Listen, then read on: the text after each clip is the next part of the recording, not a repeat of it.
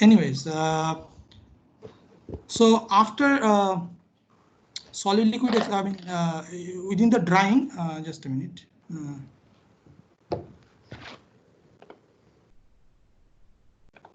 Hello.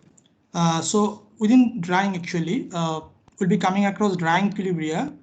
Drying equilibria is all about, understanding the relationship between relative humidity and moisture content, basically. So we'll be learning that, then drying curve, drying rate curve, which is basically rate of drying versus moisture content, and moisture content with respect to time. These various important, this all of these graphs are very important, so you have to learn them. Then we have to study classification of various drying equipments, fine, and the design methodologies are important. So once drying is done, we'll be moving into solid liquid extraction. Now, guys, I have used the term leaching. Actually, when it's important that you use the term general term, the solid liquid extraction, because there are various types of solid liquid extraction like diffusional extraction, chemical extraction. Then you are having leaching. Normally, when you use the term leaching, actually it involves a little bit of chemical reaction. So, anyways, in solid liquid extraction, we'll be discussing about various types of contacting strategies, and also we'll also learn about supercritical fluid extraction, where we'll learn that how supercritical carbon dioxide, why supercritical carbon dioxide is so important as a solvent under supercritical fluid extraction. After that, we'll move into liquid-liquid extraction device or liquid-liquid extraction studies. Basically, we'll study liquid-liquid equilibria.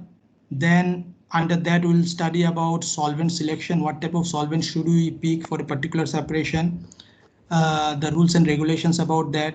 Then design calculations of single stage and multi-stage extraction devices. Then we'll learn about triangular diagram. So there are various aspects or facets of liquid-liquid extraction. We'll study about that. And I should categorically tell right now is that designing a solid liquid extraction device and liquid-liquid extraction device are absolutely different from whatever we have learned in absorption, stripping, and distillation.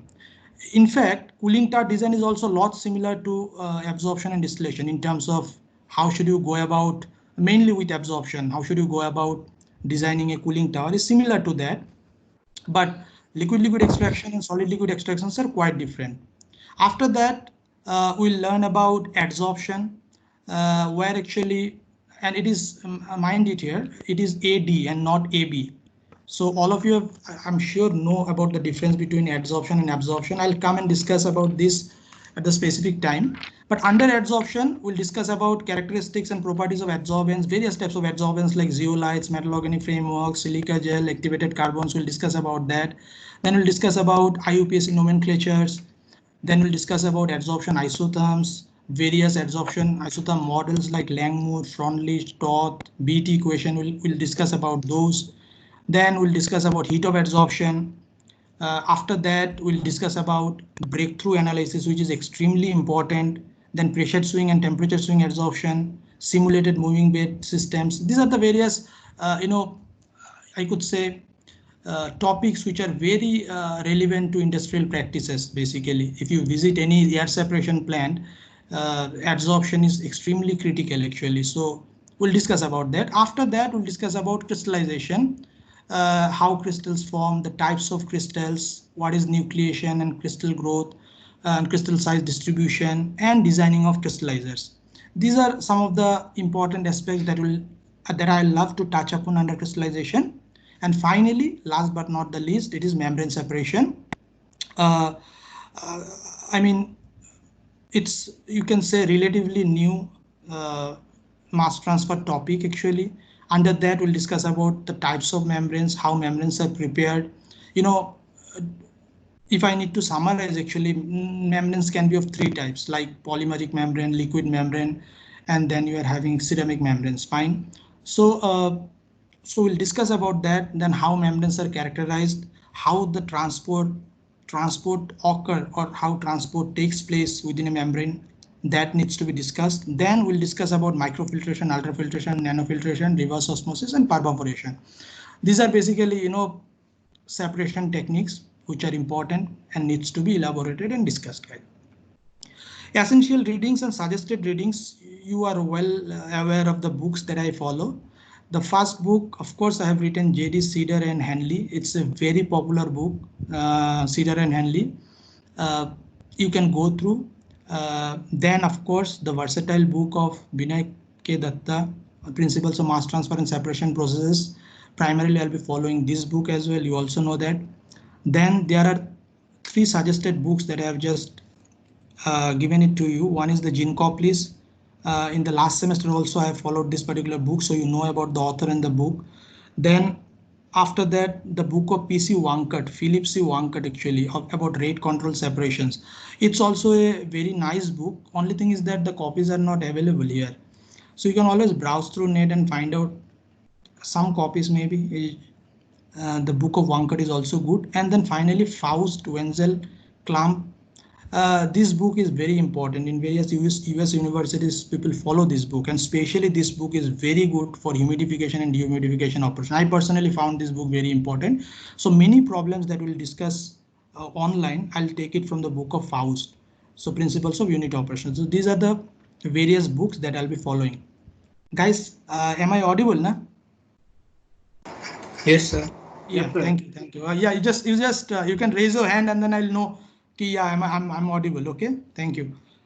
So now I'll move into chapter 3. Now, humidification and dehumidification, basically, as I mentioned, I'll start off with chapter 1, which is humidification and dehumidification. Under that, actually, there are some key terminologies, and we should be well acquainted with these terminologies. Number 1 is absolute humidity, relative humidity, saturation, and percentage humidities. These are the various types of humidities that you should know. These are the keywords. Then there is humid heat, humid volume. We should also know about dew point. Then also we should know about enthalpy of air water vapor mixture. We'll discuss about that.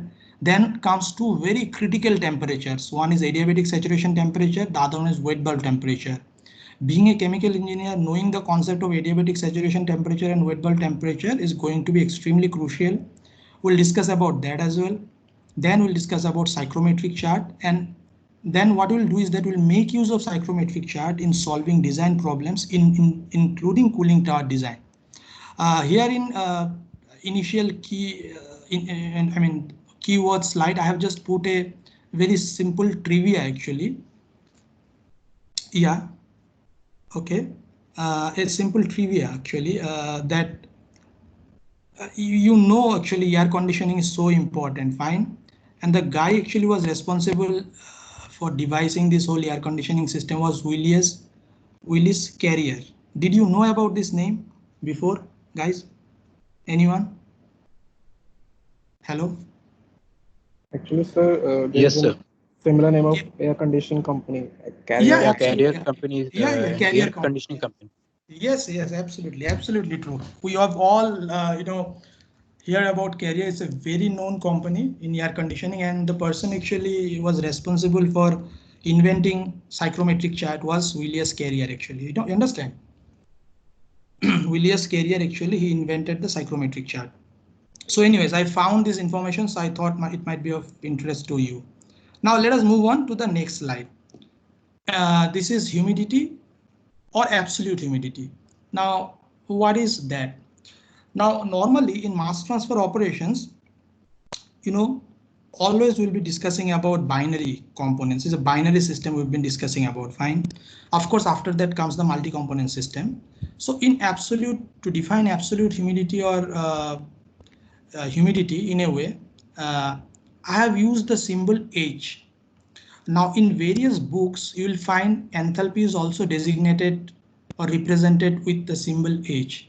So in mass transfer operations too, guys, you have to be a little bit careful in using the symbol H. Normally when I write H in italics or H just like capital H, it means humidity or absolute humidity. And if I write H prime or capital, italics H prime, if I use the symbol, basically I suggest it's the enthalpy. So anyways, for specific problems or in specific cases, I'll be keep on reminding about which one is humidity and which one is enthalpy, because every now and then we keep on getting confused actually, which is humidity and which is enthalpy. So categorically, I have used the symbol italics H or capital H to represent humidity or absolute humidity. Okay. Now nomenclature. Now all of us understand that humidity is all about presence of water vapor in air. In layman's term, it is what is the amount of moisture or water vapor present in air, or to be precise, in dry air. The unit is gram of water vapor per gram of air, or kg of water vapor per kg of air. Fine. Now, since there are two components present, you have to define which one is component 1 and which one is component 2. So water vapor is always represented as component 1 or component A to be precise, and air is represented as component B. So what is the amount of component A, which is water vapor in